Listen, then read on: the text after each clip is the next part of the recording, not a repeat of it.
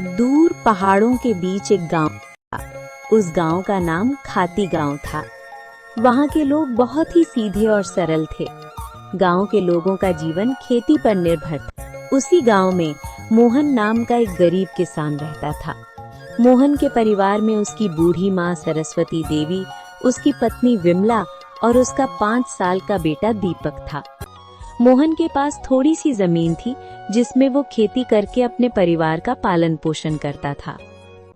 उगता हुआ सूरज दुनिया के लिए रोशनी लाता है, पर मोहन के लिए ये सिर्फ एक और दिन की जद्दोजहद लेकर आता है। फूस की छत से छनकर आती रोशनी सीधे उसकी बीमार माँ के चेहरे पर पड़ती है। मोहन, आज दीपक को क्या कहूंगी? कल रात उसे बहलाकर सुला दिया था कि सुबह उठते ही गर्मा गर्म खाना मिलेगा। अब वो जागने वाला है, चूल्हा ठंडा पड़ा है और मेरी ममता लहूलुहान हो रही है। क्या हम इतने बदनसीब हैं कि अपने बच्चे को एक वक्त की रोटी भी नहीं दे सकते? भरी आंखों से। बिमला, तुम्हारी ये खामोश सिसकियां मेरे कलेजे को चीर देती हैं। मैं किसान हूँ, धरती का सीना चीरकर अनाज पैदा करना मेरा काम है, पर आज किस्मत ने मेरा ही सीना चाक कर दिया है। जमींदार के चक्कर काट काट कर पैर के जूते घिस गए, पर वो उधार देने को तैयार नहीं। पर हार नहीं मानूंगा, आज फिर जाऊंगा। शायद खुदा को मेरी मेहनत पर नहीं तो इस मासूम दीपक की भूख पर तरस आ जाए। सरस्वती देवी अंदर से खांसते हुए, बेटा मोहन, पास आ। देख, मेरा अंत समय करीब है, पर मुझे अपनी मौत का डर नहीं है। मुझे डर है कि कहीं मेरी गरीबी तेरे ज़मीर को न खा जाए। बेटा, भूख बहुत बड़ी चीज है, बड़े बड़ों का ईमान डिगा देती है। पर तू वादा कर, चाहे पेट पीठ से सट जाए, पर कभी किसी का बुरा नहीं करेगा। भगवान की लाठी बेआवाज होती है, पर चोट गहरी करती है। माँ, आपके संस्कार ही मेरी पूंजी है। मैं खाली हाथ लौट सकता हूँ, पर कलंकित हाथ लेकर इस घर में कदम नहीं रखूंगा। मोहन जमींदार के घर चला जाता है। नंगे पांव, फटी हुई कमीज और आंखों में उम्मीद की आखिरी चमक लिए मोहन जमींदार की हवेली के बाहर खड़ा है। सूरज की तपिश उतनी नहीं चुभ रही थी जितनी पेट की भूख और घर में बीमार माँ की कराह चुभ रही थी। जमींदार साहब एक आरामदायक कुर्सी पर बैठे हुक्का गुड़गुड़ा रहे थे, मानो मोहन का दुख उनके लिए कोई मनोरंजन हो। माई बाप, हुजूर, इस अभागे की विनती सुन लीजिए। मैं जानता हूँ कि पिछला लगान अभी पूरा नहीं चुका पाया हूँ, लेकिन मेरी मजबूरी की दीवार बहुत ऊंची हो गई है सरकार। घर में चूल्हा 3 दिन से ठंडा पड़ा है। मेरा 5 साल का बेटा दीपक, जो अब तक खेलता कूदता था, आज भूख मारे निढाल होकर जमीन पर पड़ा है। वो मुझसे रोटी नहीं मांगता सरकार, बस अपनी पथराई आंखों से मुझे देखता है और उसकी वो खामोश नजरें मेरे कलेजे को छलनी कर देती हैं। मोहन, ये हवेली जज्बातों से नहीं, हिसाब किताब से चलती है। तेरी माँ बीमार है, तेरा बेटा भूखा है, इसमें मेरा क्या कसूर? पिछली बार भी तूने यही रोना रोया था। ये धरती प्यासी है तो मैं क्या करूं? मुझे अपनी तिजोरी भरनी है, तेरी गरीबी का बोझ नहीं उठाना। हुजूर, आप तो गांव के अन्नदाता हैं।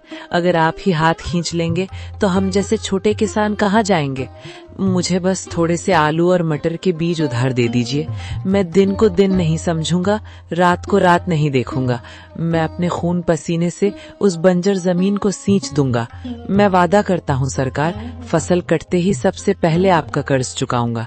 मेरी माँ घुट घुट कर मर रही है, उसे दवा चाहिए। हुजूर, एक बाप होने के नाते मुझ पर तरस खाइए। क्या एक गरीब के बच्चे को जीने का हक नहीं है?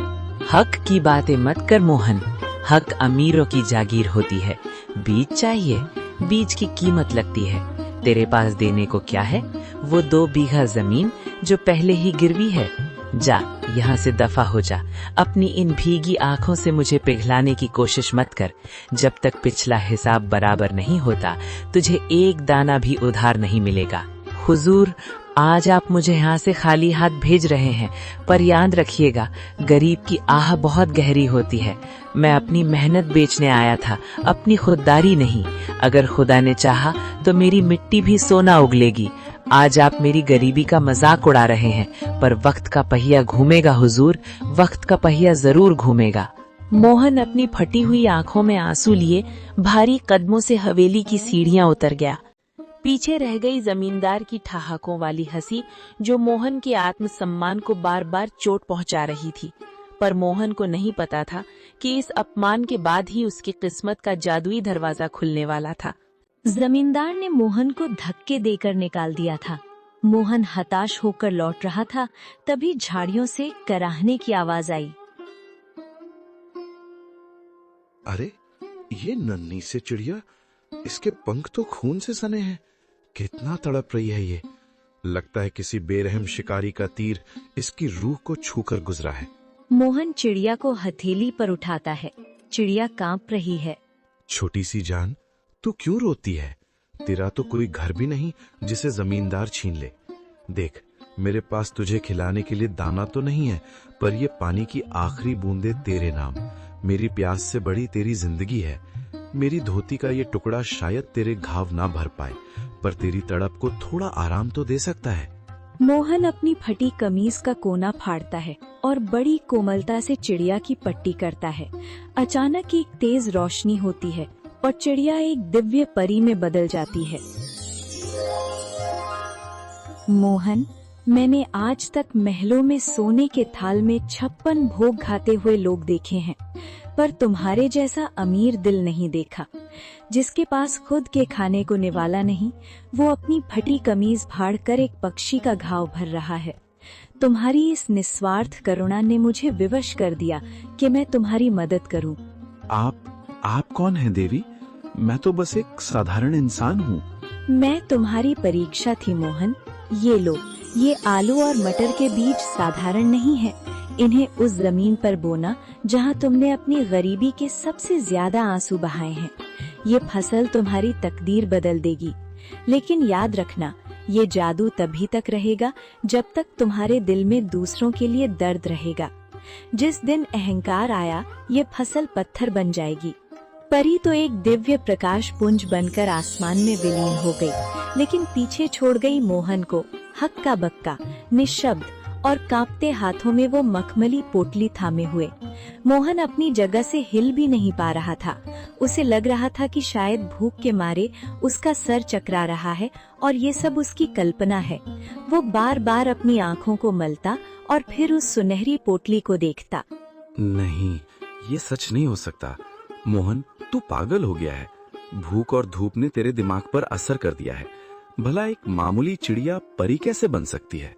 और ये बीज, ये मखमली कपड़ा, क्या सच में इसमें मेरी किस्मत बंद है, या ये मेरी आखिरी उम्मीद का कोई क्रूर मजाक है? अगर मैंने ये बात घर पर बताई तो बिमला हंसेगी। माँ कहेगी कि बेटा होश खो बैठा है। पर ये पोटली, इसका स्पर्श कितना कोमल है, जैसे किसी ने रूह को सहला दिया हो। वो पगडंडी पर चलते हुए बार बार पीछे मुड़कर देखता, जैसे उसे उम्मीद हो कि वो चिड़िया फिर से कहीं चहकती हुई मिल जाएगी। उसके मन में डर और उम्मीद की एक जंग चल रही थी। पैर थक कर भारी हो रहे थे, पर दिल की धड़कनें किसी अनहोनी की आहट से तेज थीं। मोहन जैसे ही घर पहुंचा, उसने देखा कि दीपक आंगन में मिट्टी से खेल रहा है और बिमला चूल्हे के पास बैठी सूखी लकड़ियां बटोर रही है। मोहन का चेहरा उतरा हुआ था, पर आंखों में एक अजीब सी चमक थी। मोहन, आ गए तुम? क्या हुआ? जमींदार ने कुछ दिया? तुम्हारे हाथ खाली क्यों हैं? और तुम ऐसे कांप क्यों रहे हो, जैसे कोई डरावना सपना देख लिया हो? बिमला, माँ, जल्दी इधर आओ। आज जो हुआ, अगर मैं अपनी आंखों से न देखता तो कभी यकीन न करता। मैं पागल नहीं हुआ हूँ, पर आज कुदरत ने मुझसे बात की है। क्या हुआ बेटा? तू इतना घबराया हुआ क्यों है? शांत हो जा, पहले पानी पी। माँ, आज रास्ते में मैंने एक घायल चिड़िया की जान बचाई।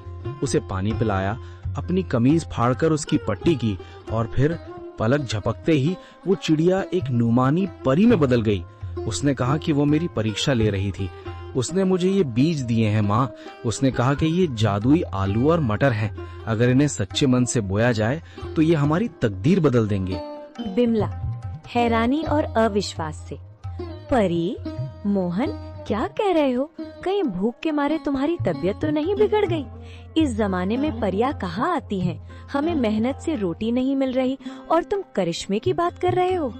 बिमला, मुझे भी यकीन नहीं हो रहा था। रास्ते भर मैं खुद को यही समझाता रहा कि मैं सपना देख रहा हूँ। पर देखो इस पोटली को, क्या ये किसी गरीब किसान के घर की चीज लग रही है? माँ, जब उस परी ने मुझसे बात की तो मेरे दिल का सारा बोझ उतर गया। उसकी आवाज में वही ममता थी जो तुम्हारी आवाज में है। उसने कहा, जब तक मन साफ रहेगा ये फसल सोना उगलती रहेगी। बेटा, इस दुनिया में जो हम देख नहीं पाते इसका मतलब ये नहीं कि वो होता नहीं है। तेरी ईमानदारी का सिला देने खुद विधाता किसी न किसी रूप में आते ही हैं। बिमला, शक मत कर, ये बीज नहीं, ये हमारे सब्र के सुबह की पहली किरण के साथ जब मोहन अपने खेत पहुंचा तो उसकी आंखें फटी की फटी रह गईं। जहां कल तक धूल उड़ती थी, आज वहां घुटनों तक ऊंची हरी भरी फसल लहलहा रही थी।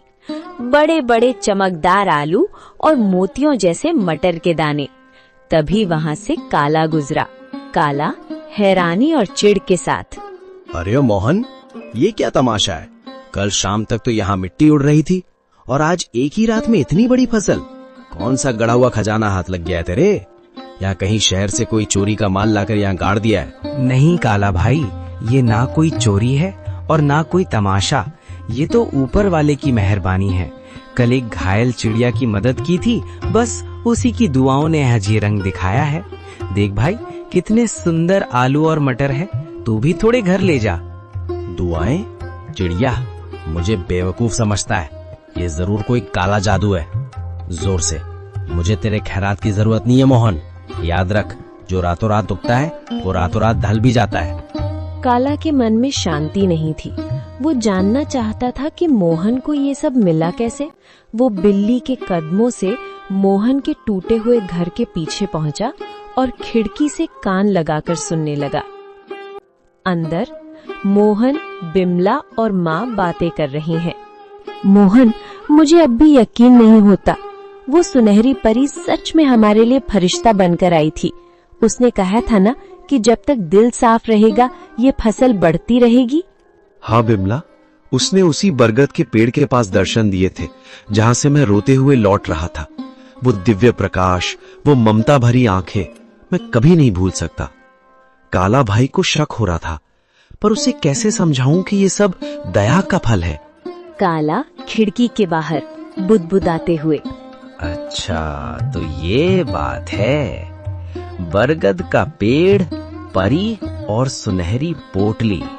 अगर उस भीख मंगे मोहन को परी मिल सकती है तो मैं तो उससे कहीं ज्यादा चालाक हूँ। मैं भी कल उसी पेड़ के पास जाऊंगा और उस परी से सब कुछ छीन लूंगा। काला सुबह सुबह उसी बरगद के पेड़ के नीचे पहुंच गया। उसने एक जाल बिछाया और एक चिड़िया के आने का इंतजार करने लगा। उसने सोचा कि वो किसी चिड़िया को घायल करेगा और फिर उसकी मदद का नाटक करेगा। कहाँ है वो परी? ओ चिड़िया, बाहर निकल। देख, मैं तेरे लिए कितने दाने लाया हूँ। बस एक बार मेरे सामने आ जा और मुझे वो मखमली पोटली दे दे। मुझे आलू मटर नहीं, मुझे सोना चाहिए, चांदी चाहिए। मैं उस मोहन से बड़ा आदमी बनना चाहता हूँ। काला घंटों चिल्लाता रहा। कभी रोने का नाटक करता तो कभी लालच में पेड़ की टहनियां हिलाता, लेकिन वहाँ सन्नाटा छाया रहा। अचानक एक तेज ठंडी हवा चली और एक आकाशवाणी हुई। काला, प्रार्थना हृदय से की जाती है, लालच से नहीं। मोहन ने एक जान बचाने के लिए अपनी कमीज फाड़ी थी और तू एक जान लेने के लिए जाल बिछा रहा है। जा, तुझे कुछ नहीं मिलेगा क्योंकि तेरा मन ईर्ष्या की राख से भरा है। लालच की फसल कभी मीठी नहीं होती। नहीं, ये नाइंसाफी है। उस गरीब को सब कुछ और मुझे कुछ नहीं। अगर मुझे नहीं मिला तो मैं मोहन का भी कुछ नहीं रहने दूंगा। मैं आज रात उसके खेत को शमशान बना दूंगा। मोहन ने पहली फसल घर लाई। बिमला ने जब आलू और मटर की सब्जी बनाई तो उसकी खुशबू पूरे गांव में फैल गई। बीमार माँ ने जैसे ही एक निवाला खाया, उनके चेहरे पर रौनक आ गई। पिताजी, ये आलू तो बहुत मीठे हैं। क्या ये सचमुच हमारे खेत के हैं? अब मुझे स्कूल जाने के लिए नया बस्ता मिलेगा ना? हाँ मेरे बच्चे, अब हम कभी भूखे नहीं सोएंगे। बिमला देखो, भगवान ने सुन ली। आज माँ की आंखों में चमक देखी। ये उन जादुई बीजों का ही प्रताप है। बिमला आंखों में आंसू भरकर, मैं तो डर गई थी मोहन। मुझे लगा था कि गरीबी हमारी पहचान बन गई है, लेकिन आज पहली बार लग रहा है कि हमारे घर में भी लक्ष्मी ने कदम रखा है। पर मुझे उस काला से डर लगता है। उसकी नजरें हमारे खेत पर जमी है।